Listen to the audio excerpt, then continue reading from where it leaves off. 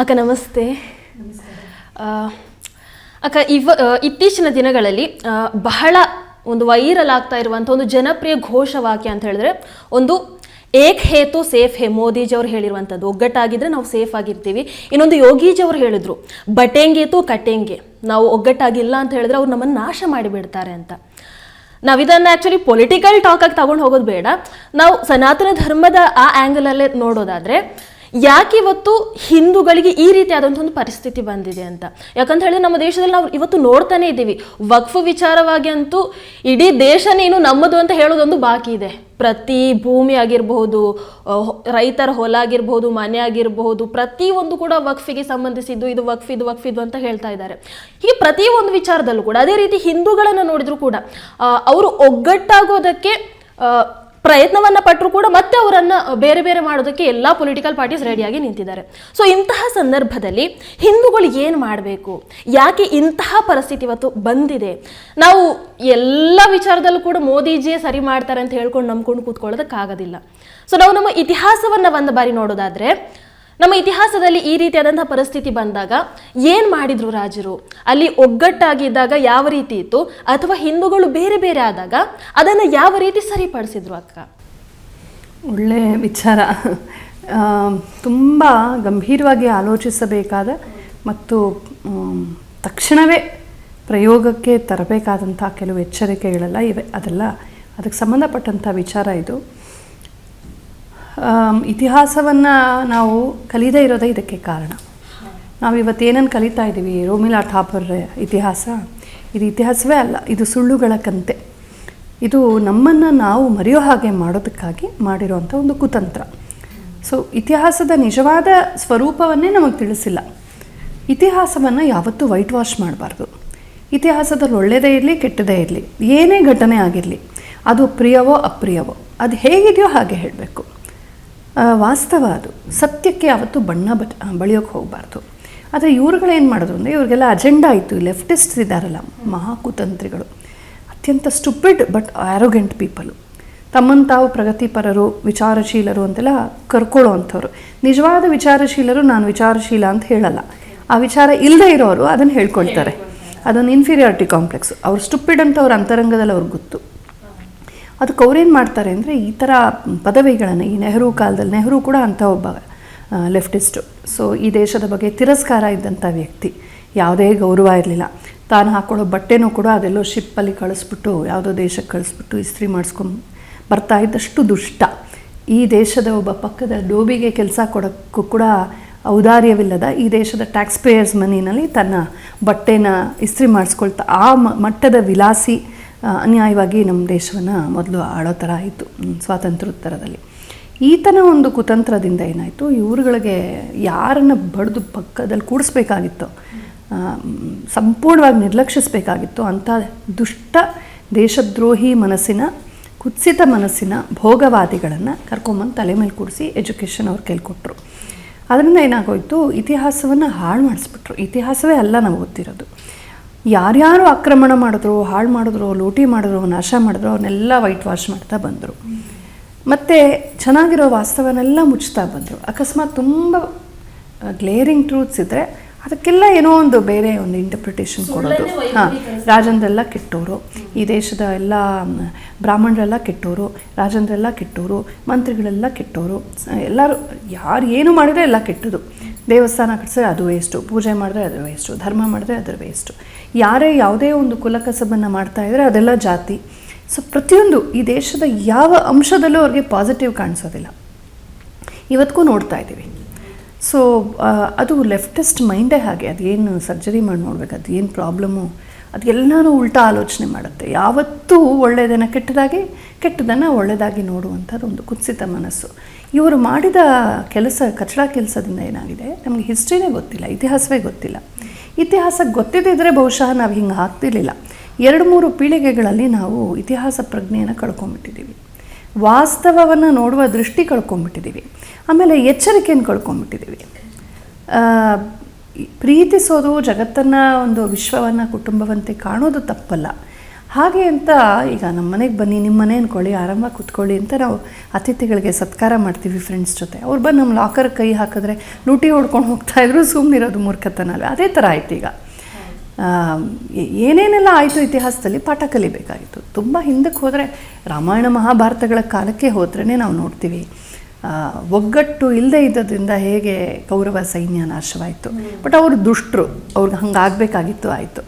ಪಾಂಡವರು ಕಡಿಮೆ ಪ್ರಮಾಣದ ಜನ ಆದರೂ ಕೂಡ 5 ಜನ ಅವರೊಂದಿಗೆ ಸಜ್ಜನರು ಸೇರಿದ್ರು. ಕೌರವರದು 11 ಅಕ್ಷೋಹಿಣಿ ಸೈನ್ಯ, ಇವ್ರದ್ದು 7 ಅಕ್ಷೋಹಿಣಿ ಸೈನ್ಯ. ರಿಸೋರ್ಸಸ್ ಜಾಸ್ತಿ, ಅವರಿಗೆ ಸಂಪನ್ಮೂಲಗಳು ಜಾಸ್ತಿ, ಸಹಾಯ ಜಾಸ್ತಿ, ಹೆಚ್ಚಿನ ರಾಜೇಂದ್ರ ಅವ್ರ ಜೊತೆ ಇದ್ದರು, ಅಧಿಕಾರ ಅವರಲ್ಲಿತ್ತು. ಇವ್ರಿಗೆ ಅದು ಯಾವುದೂ ಇರಲಿಲ್ಲ. ಆದರೂ ಕೂಡ ಇವರ ಒಂದು ಸಂಘಟನೆ ಮತ್ತು ಕೃಷ್ಣನಂಥ ಒಬ್ಬ ಮೆಂಟರ್, ದೃಷ್ಟದ್ಯುಮ್ನಂಥ ಒಬ್ಬ ಸಮರ್ಥ ಸೇನಾ ನಾಯಕ, ಆ್ಯಂಡ್ ಕ್ಲಾರಿಟಿ ಇತ್ತು. ಯುಧಿಷ್ಠಿರನೇ ನಮ್ಮ ಕ್ಯಾಂಡಿಡೇಟ್ ಅಂತ ಹಾಗೆ ರಾಯಲ್ ಕ್ಯಾಂಡಿಡೇಟ್. ಆ ಪ್ರಾಬ್ಲಮ್ ಇರಲಿಲ್ಲ. ಇಲ್ಲಿ ಎಲ್ಲನೂ ಪ್ರಾಬ್ಲಮ್ಮೇ. ದುರ್ಯೋಧನನೇ ಆಗಬೇಕು ಅಂತ ಕರ್ಣನಿಗೆ ಮತ್ತು ದುಶ್ಯಾಸನಿಗೆ ಅನ್ನಿಸ್ತಾ ಇತ್ತು, ಶಕುನಿಗೆ ಅನ್ನಿಸ್ತಾ ಇತ್ತು. ಆದರೆ ಭೀಷ್ಮನಿಗೆ ಇಷ್ಟ ಇರಲಿಲ್ಲ. ಆಮೇಲೆ ದ್ರೋಣನಿಗೆ ಎಲ್ಲೋ ಮನಸ್ಸಿನಲ್ಲಿ ತನ್ನ ಮಗ ಆಗಲಿ ಅಂತ ಆಸೆ ಇತ್ತು. ಅಲ್ಲಲ್ಲೇ ಒಳಗೊಳಗೆ ಇದು. ಮತ್ತು ಯಾರ್ಯಾರನ್ನ ಹಾರ್ಸ್ ಟ್ರೇಡಿಂಗ್ ಮಾಡಿದ್ರು ಅವರು ಇವ್ರಿಗೆ ಒಳಗೊಳಗೆ ತೊಂದರೆನೇ ಕೊಟ್ಟರು. ಹೀಗೆ ಅದೊಂಥರ ಒಬ್ಬರ ಮೇಲೆ ಒಬ್ಬರು ಗೌರವ ಇಲ್ಲದ team. Bhishmacharya commander in chief ಆದಾಗ ಕರ್ಣ ಬರಬಾರ್ದು ಅಂತ ಹೇಳಿದ್ರು. ಸೊ ಭೀಷ್ಮ ಸಾಯಲಿ ಅಂತ ಪಾಂಡವರು ಕಾಯಲಿಲ್ಲ, ಕೌರವರ ಕಡೆ ಕರ್ಣನೇ ಕಾದ. ತನ್ನ ಸೈನ್ಯಪತಿಯೇ ಸಾಯಲಿ ಅಂತ ಅವನು ಕಾಯ್ತಾ ಇದ್ದ. ಅವನು ಬಂದಾಗ ಅಶ್ವತ್ಥಾಮ ನಾನು ಬರಲ್ಲ ಅಂತ ವೈರ. ಹೀಗೆ ಅಷ್ಟು ಜನ ಇದ್ದರೂ ಅಲ್ಲಿ ಗೊತ್ತಾಗತ್ತೆ ಟೀಮ್ ಅನ್ನೋದು ಎಷ್ಟು ಬಡಕಲಾಗಿತ್ತು ಅಂತ. ಬಟ್ ಅವ್ರು ದುಷ್ಟರಾದ್ರಿಂದ ದೇ ಡಿಸರ್ವ್ಡ್ ಇಟ್.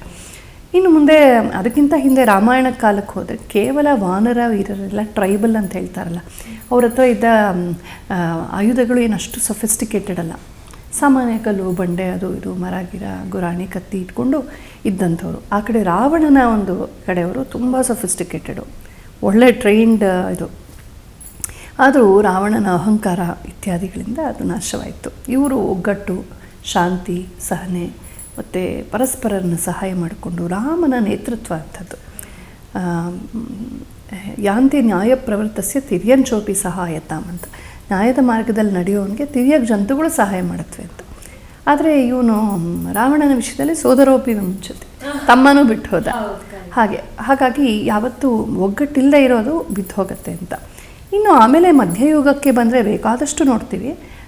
ಸುಮಾರು 356 BCE ಆ ಒಂದು ಸಾಮಾನ್ಯ ಶಕ ಪೂರ್ವಕ್ಕೆ ನಾವು ಹೋದರೆ ಈ ಮೌರ್ಯ ಸಾಮ್ರಾಜ್ಯವನ್ನು ಕಟ್ಟಿದಂಥ ಚಾಣಕ್ಯರು ಅವರು ಇದನ್ನು ಗುರುತಿಸಿದ್ರು. ಆಗಲೇ ಯಾವಾಗ ಗ್ರೀಕರು ಮೊದಲು ಅಲೆಕ್ಸಾಂಡರ್, ಅದು ಅವ್ರ ಕಾಲದಲ್ಲೇ ನಡೆದದ್ದು, ಚಾಣಕ್ಯರ ಕಾಲದಲ್ಲೇ. ಸೊ ಆ ಅಲೆಕ್ಸಾಂಡರ್ ಈ ಕಡೆ ಬಂದು ಮುತ್ತಿಗೆ ಹಾಕಿ ಒಂದೊಂದೇ ಹಳ್ಳಿಗಳನ್ನು ಕಸಿದ್ಕೊಂಡು, ಆ ಕಾಲದಲ್ಲಿ ಒಬ್ಬ ಸಿಕ್ಯುಲರ್ ರೋಗ ಇರುವಂಥ ಒಬ್ಬ ರಾಜ ಇದ್ದ, ಅಂಬಿ ಅಂತ, ತಕ್ಷಶಿಲೆ ಅನ್ಸುತ್ತೆ, ತಕ್ಷಶಿಲೆಯ ರಾಜ. ಅವ್ನು ಹಾಗೆ ಅದೇನೋ ವ್ಯಾಮೋಹ ಗ್ರೀಕರ ಮೇಲೆ. ಅವ್ರು ಬೆಳ್ಳಗಿರೋ 4 ಹುಡುಗಿರು ಕೊಟ್ಬಿಟ್ರೆ ಮುಗಿದೋಯ್ತು. ಅವ್ರದ್ದೇನೋ ಒಂದು ಹೆಂಡ ಕೊಟ್ಬಿಟ್ರೆ ಕುಡಿದ್ಬಿಟ್ಟು ಆರಾಮಾಗಿ ಅವ್ರಿಗೆ ಸಪೋರ್ಟ್ ಮಾಡ್ತಿದ್ದ. ಈ ಥರ ರಾಜಂದಿದ್ರೆ ಕಷ್ಟ. ಹೋಗಲಿ ಎಲ್ಲರೂ ಒಗ್ಗೂಡಿಸೋಣ ಅಂತಂದರೆ ಒಬ್ಬನ ಕಂಡ್ರೆ ಒಬ್ರಿಗಾಗಲ್ಲ. ಕೈಕೇಯ ರಾಜಕ್ಕೂ ತಕ್ಷಶಿಲೆಗೂ ಅವ್ರಿಗೂ ಗಾಂಧಾರಕ್ಕೂ ಸಿಂಧು ದೇಶಕ್ಕೂ, ಅದಕ್ಕೂ ವಾಲ್ಮೀಕ ದೇಶಕ್ಕೂ, ಅದಕ್ಕೂ ಕಾಶ್ಮೀರಕ್ಕೂ, ಅದಕ್ಕೂ ಮಗಧ ದೇಶಕ್ಕೆ, ಈ ಒಬ್ರಿಗೊಬ್ರಿಗೆ ಏನೋ ಸಣ್ಣ ಪುಟ್ಟ ವೈಮನಸ್ಯಗಳು ಇತ್ಯಾದಿ. ಅಲ್ಲಿ ಪರ್ವತೇಶ್ವರ ಪೌರಸ್ ಅಂತ ಹೇಳ್ತಾರೆ, ಅವನೇನೋ ಒಂದು ಮಟ್ಟಕ್ಕೆ ಹೋರಾಡ್ದ. ಬಟ್ ಅವನು ಸ್ವಾರ್ಥಿ, ತನಗಾಗಿ ಮಾತ್ರ ಹೋರಾಡ್ತಿದ್ದ. ಅವನಿಗೆ ಆ ಒಗ್ಗಟ್ಟಿನ ಭಾವ ಇರಲಿಲ್ಲ. ಹೀಗಿದ್ದರೆ ಕಷ್ಟ ಅಂತ ಅಂದೇ ಚಾಣಕ್ಯರು ಎಲ್ಲರನ್ನೂ ಒಗ್ಗೂಡಿಸಿದ್ರು. ಚಂದ್ರಗುಪ್ತ ಮೌರ್ಯನಂಥ ಒಬ್ಬ ಪಿಪ್ಪಲವನ ಅಂತೇನೋ ಬರುತ್ತಲ್ಲೆಲ್ಲೋ ಬಿಹಾರದಲ್ಲಿ, ಒಂದು ಈಸ್ಟ್ ಬಿಹಾರೋ ಎಲ್ಲೋ ಆ ಭಾಗದ ಒಂದು ವನ್ಯ ಜನಾಂಗದ ಹುಡುಗ ಅವನು. ಮೌರಿ ಎನ್ನುವ ಒಂದು ಸ್ತ್ರೀಯ ಮಗ. ಅಂದರೆ ಅವರು ನಂದ ವಂಶರಿಗೆ ನಡ್ಕೊಳ್ತಾ ಇಲ್ಲೋ ಆ ಸ್ತ್ರೀ, ಅವರ ಸಂತಾನ. ಸೊ ನಂದರ ರಕ್ತನೂ ಆಯಿತು. ಈ ಕಡೆ ಒಬ್ಬ ಟ್ರೈಬಲ್ ಹೀರೋ ಅವನು, ತುಂಬ ಒಳ್ಳೆಯವನು. ಅವನ ಯೋಗ್ಯತೆ ನೋಡಿ ಅವನನ್ನು ರಾಜ ಮಾಡಿ ಅದಷ್ಟೂ ರಾಜ್ಯಗಳನ್ನು ಒಗ್ಗೂಡಿಸ್ತಾರೆ ಚಾಣಕ್ಯರು, ಭಗವಾನ್ ಚಾಣಕ್ಯರು. ತುಂಬ ಚಾಲೆಂಜ್ ಇದ್ದಿದ್ದು ಧನನಂದನನ್ನು ಕರ್ಕೊಂಬರೋದ್ರಲ್ಲಿ. ಏಕೆಂದರೆ ಧನನಂದನಿಗೆ ಈ ದೇಶ ಧರ್ಮಗಳ ಬಗ್ಗೆ, ವಿಶೇಷವಾಗಿ ವೈದಿಕ ಸಂಸ್ಕೃತಿಯ ಬಗ್ಗೆ ಗೌರವ ಇರಲಿಲ್ಲ. ಅವನಿಗೇನೋ ಉಡಾಫೆ, ಏನೋ ಅಹಂಕಾರ, ಏನೋ ತಿರಸ್ಕಾರ, ಒಂಥರ ಕಮ್ಯುನಿಸ್ಟ್ಗಳು ಮಾತಾಡ್ತಲ್ಲ ಅದೇ ಥರ ಇತ್ತು. ಅವನನ್ನು ಬಗ್ಗು ಬಡಿದು ಅವನನ್ನು ಓಡಿಸಿ ಸಾಮ್ರಾಜ್ಯವನ್ನು ಕೈಗೆ ತೆಗೆದುಕೊಂಡು ಇಡೀ ಷೋಡಶ ಜನಪದಗಳೇನೇನಿತ್ತು ಎಲ್ಲವನ್ನು ಒಗ್ಗೂಡಿಸಿ ಒಂದು ರಿಪಬ್ಲಿಕ್, ಗಣತಂತ್ರವನ್ನು ಕಟ್ಟಿದ್ರು. ನಾವು ಸ್ವತಂತ್ರ ರಾಜ್ಯಗಳೇ ಆಗಿದ್ದರೂ ಕೂಡ ಒಂದು ಗಣತಂತ್ರದಲ್ಲಿ ಒಗ್ಗೂಡಿ ಇರಬೇಕು. ಅಲ್ಲೆಲ್ಲೋ ಒಂದು ಕಡೆ ಸೀಮೆಯಲ್ಲಿ ಇರುವಂಥ ಒಂದು ರಾಜ್ಯದೊಳಗೆ ಯಾರಾದರೂ ಶತ್ರುಗಳು ನುಗ್ಗಿದ್ರೆ ಇದಿಷ್ಟು ಜನ ಸೇರಿ ಅದನ್ನು ಒದ್ದೊಡಿಸ್ಬೇಕು ಅಂತ. ಆಗ ಪ್ರಬಲವಾದ ಮೌರ್ಯ ಸಾಮ್ರಾಜ್ಯ ಉಂಟಾಯಿತು. ಅದಾದ ಮೇಲೆ ತುಂಬ ಸಶಕ್ತವಾಗಿತ್ತು ಭಾರತ. ಎಷ್ಟೋ ಕಾಲ ಮೌರ್ಯರು ಹೆಚ್ಚು ಕಡಿಮೆ ಅಶೋಕನ ಕಾಲದವರೆಗೂ ತುಂಬ ಸಶಕ್ತವಾಗಿತ್ತು. ಆಮೇಲೂ ಬಟ್ ಏನಂದರೆ ಅದೇ ಮತ್ತೆ ಆ ಒಂದು ರಾಷ್ಟ್ರಭಾವ ಇರುವವರೆಗೂ ಪರವಾಗಿಲ್ಲ. ಆ ರಾಷ್ಟ್ರಭಾವ ಕಳ್ಕೊಂಡು ರಾಜ್ಯವೇ ಪ್ರಧಾನ, ನಂದೇ ಬೇರೆ, ನಾನು ತಮಿಳು, ನಾನು ಕನ್ನಡ, ನಾನು ಇದು ಇರಬೇಕು, ಇಲ್ಲ ಅಂತಲ್ಲ. ತಾಯಿ ಎಷ್ಟು ಮುಖ್ಯನೋ ಅಜ್ಜಿನೂ ಅಷ್ಟೇ ಮುಖ್ಯ. ಕುಲವನ್ನು ಮರಿಬಾರ್ದು, ನಾವು ಪರಂಪರೆಯನ್ನು ಮರಿಬಾರ್ದು.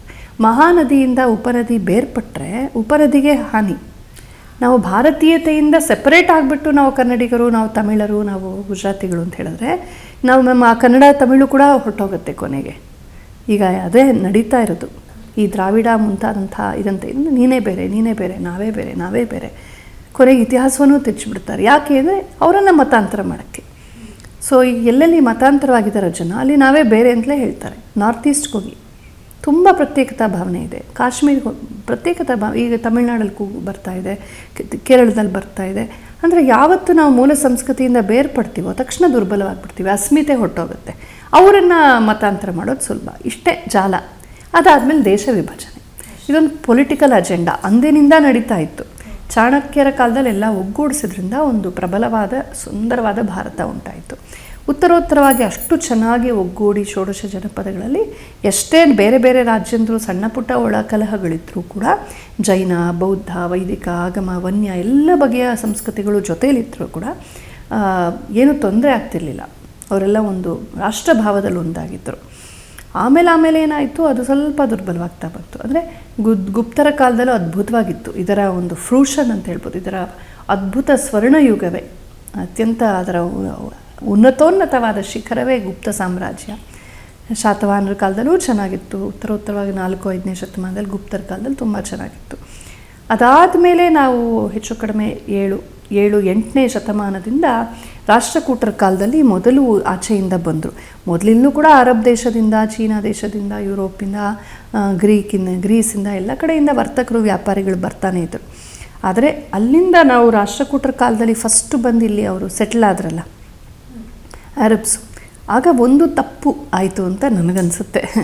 ಏನಂದರೆ ಯಾವತ್ತೂ ಪರಕೀಯರು ಬಂದು ಇಲ್ಲಿ ನೆಲೆ ಊರಿದಾಗ, ಅವ್ರಿಗೆ ಜಾಗ ಬಿಟ್ಕೊಟ್ಟಾಗ, ಪರ್ಮನೆಂಟಾಗಿ ಅವ್ರು ಇದ್ದಾಗ ಈ ದೇಶ ಧರ್ಮ ಸಂಸ್ಕೃತಿಯೊಂದಿಗೆ ಅವ್ರು ಬೆರೆತಿದ್ದಾರಾ ಅಂತ ನೋಡಬೇಕು. ಅವರ ಅಜೆಂಡಾ ಬೇರೆ ಆಗಿತ್ತು. ಸೊ ಇಷ್ಟು ದೊಡ್ಡ ದೇಶ, ಸಮೃದ್ಧಿ, ವ್ಯಾಪಾರ ಅದೆಲ್ಲ ಚೆನ್ನಾಗಿ ಮೇಲ್ನೋಟಕ್ಕೆಲ್ಲ ಸೂಪರ್ಫಿಷಿಯಲ್ ಆಗಿತ್ತು. ಅಂತರಂಗದಲ್ಲಿ ಇದನ್ನು ಅವರು ತುಂಬ ದ್ವೇಷಿಸ್ತಾ ಇದ್ದರು. ನಮ್ಮ ಸನಾತನ ಸಂಸ್ಕೃತಿಯನ್ನು, ಬೌದ್ಧ, ಜೈನ, ವೈದಿಕ ಎಲ್ಲವನ್ನೂ ದ್ವೇಷಿಸ್ತಾ ಇದ್ದರು. ಒಳಗೊಳಗೆ ಅವರು ತಮ್ಮದೇ ಒಂದು ಈ ದೇಶದಲ್ಲಿದ್ದು ತಮ್ಮದೇ ಒಂದು ಸಣ್ಣ ಅಸ್ತಿತ್ವವನ್ನು ಇಟ್ಕೊಂಡು ತಮ್ಮದೇ ಒಂದು ಭಾವ ಇಟ್ಕೊಂಡಿದ್ರು. ಮುಂದೆ ಯಾವಾಗ ರಾಷ್ಟ್ರಕೂಟರಕ್ಕೆ ಏನು ತೊಂದರೆ ಆಗಲಿಲ್ಲ, ಯಾಕೆ ನಾವು ತುಂಬ ಪ್ರಬಲವಾಗಿದ್ದರು.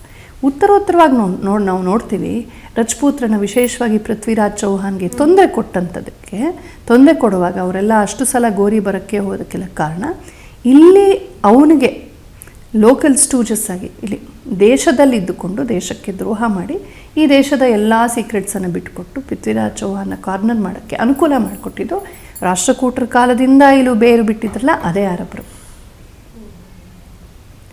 ಎಲ್ಲ ಒಂದು ಕಡೆ ಮೈ ಮರೆತ್ವಿ, ಎಲ್ಲ ಒಂದೇ. ಮತ್ತು ರಾಜಪೂತರದಲ್ಲೂ ಒಂದು ಪ್ರಾಬ್ಲಮ್ ಇದೆ, ಪರಸ್ಪರ ಒಳ ಜಗಳ. ಒಬ್ಬರು ಕಂಡ್ರೆ ಒಬ್ರಿಗಾಗಲ್ಲ.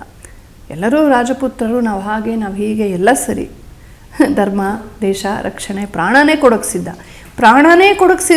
ಸಿದ್ಧ ಇರುವಾಗ ಇನ್ನೊಬ್ಬ ರಾಜಪೂತನನ್ನು ಕ್ಷಮಿಸೋಕ್ಕಾಗಲ್ವಾ? ಒಗ್ಗಟ್ಟಿಲ್ಲ. ರಜಪೂತರ ಒಗ್ಗಟ್ಟಿಲ್ಲದೆ ಇದ್ದ ಕಾರಣ ಪಾಪ ಒಬ್ಬ ರಾಣಾ ಪ್ರತಾಪೇ ಹೋರಾಡಬೇಕಾಗಿ ಬಂತು, ಇನ್ನೊಬ್ಬ ಪೃಥ್ವಿರಾಜ್ ಚೌಹಾನ್ ಮಿಕ್ಕವರಲ್ಲಿ ಪೃಥ್ವಿರಾಜ್ ಚೌಹಾನ್ ನಾನು ಅವನ ಜೊತೆ ಸೇರಲ್ಲ. ಹೀಗೆ ಪೃಥ್ವಿರಾಜ್ ಚೌಹಾನ್ ಮೇಲೆ ವೈಯಕ್ತಿಕ ದ್ವೇಷಕ್ಕಾಗಿ ಕೆಲವರು ಸೇರಲಿಲ್ಲ. ರಾಣಾ ಪ್ರತಾಪ್ ಎಂಥ ಹೀರೋ, ಅವನು ಎಂಥ ಅದ್ಭುತವಾದ ವ್ಯಕ್ತಿ, ಅಂಥ ವ್ಯಕ್ತಿತ್ವ ಇನ್ನೂ ನಿಮಗೆ ಸಿಕ್ಕೋದಿಲ್ಲ ಇತಿಹಾಸದಲ್ಲಿ. ಅವನು ಆಜಾನು ಇದ್ದಿದ್ದು 2.5 ಅಡಿ ಅಂತಲ್ಲ, ಅಂಥ ಖಡ್ಗ 150 kg ಖಡ್ಗ ಇಟ್ಕೊಂಡು ಅಂಥ ವೀರನಿಗೆ ಸಪೋರ್ಟಾಗಿ ನಿಲ್ಲಕ್ಕಾಗಲ್ವ? ರಜಪೂತರು ಅವರಲ್ಲೇ ಒಳ ಜಗಳಗಳು ಏನಾಯಿತು, ಕೊನೆಗೆ ಒಬ್ಬೊಬ್ಬರನ್ನೇ ಕಬಳಿಸಿ ಮೊಘಲರು ತಮ್ಮ ವಶಕ್ಕೆ ಮಾಡಿಕೊಂಡ್ರು. ಸೊ ಮುಘಲರ ಸೇವೆ ಮಾಡ್ಕೊಂಡು ಕೂತಿದ್ರು ಇವರು. ಹೀಗೆ ಅಂದರೆ ಒಬ್ಬೊಬ್ಬರೇ ಇವರೆಲ್ಲ ಒಟ್ಟಿಗೆ ಆಗಿದ್ದಿದ್ರೆ ಮೊಘಲ್ನ ಯಾವತ್ತೋ ಒದ್ದೋಡಿಸ್ಬೋದಾಗಿತ್ತು. ಟಿವಿ ವಿಕ್ರಮ, ದೇಶ ನಿಮ್ಮ ಕೈಯಲ್ಲಿ. ಈ ಕಾರ್ಯಕ್ರಮ ನಿಮಗೆ ಇಷ್ಟ ಆಗಿದ್ದಲ್ಲಿ ಲೈಕ್, ಶೇರ್ ಹಾಗೂ ಕಮೆಂಟ್ ಮಾಡಿ. ಟಿವಿ ವಿಕ್ರಮದ ಕಾರ್ಯಕ್ರಮಗಳನ್ನು ನಿರಂತರವಾಗಿ ವೀಕ್ಷಿಸಲು ಸಬ್ಸ್ಕ್ರೈಬ್ ಮಾಡಿ, ಬೆಲ್ ಐಕನ್ ಒತ್ತಿ.